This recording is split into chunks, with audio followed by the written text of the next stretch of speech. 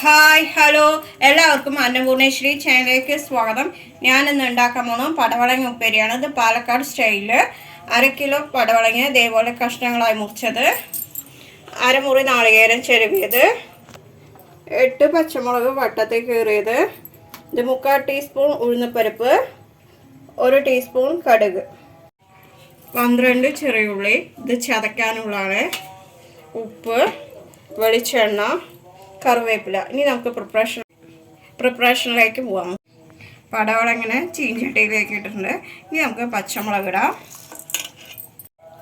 കറിക്ക് ആവശ്യമായ ഉപ്പിടാം. പടവളങ്ങയിൽ പൊതുവെ വെള്ളത്തിൻ്റെ അംശമുള്ളതാണ്, അപ്പോൾ അതുകൊണ്ട് ഈ കപ്പിന് 3/4 കപ്പ് വെള്ളം ഞാൻ ഒഴിക്കുന്നു. കഷ്ണങ്ങളെല്ലാം വെന്തിട്ട് ഉപ്പും മുളകെല്ലാം പിടിച്ചിട്ട് വരട്ടെ, അതുവരെ നമുക്ക് വെയിറ്റ് ചെയ്യാം. കഷ്ണങ്ങളെല്ലാം ഉപ്പും മുളകെല്ലാം പിടിച്ചിട്ടുണ്ട്, കഷ്ണങ്ങളെല്ലാം വെന്തിട്ടുണ്ട്, വെള്ളം വറ്റിയിട്ടുണ്ട്. നമുക്കിത് ഓഫ് ചെയ്യാം. ഇനി അടുത്തത് താളിക്കാം. ഉരുളിയിൽ എണ്ണ ചൂടായിട്ടുണ്ട്, നമുക്ക് കടുകിടാം, അതൊന്ന് പൊട്ടട്ടെ. നമുക്ക് ഇനി ഉഴുന്ന് പരിപ്പിടാം, അതൊന്ന് ചെറുതായി മുക്കട്ടെ.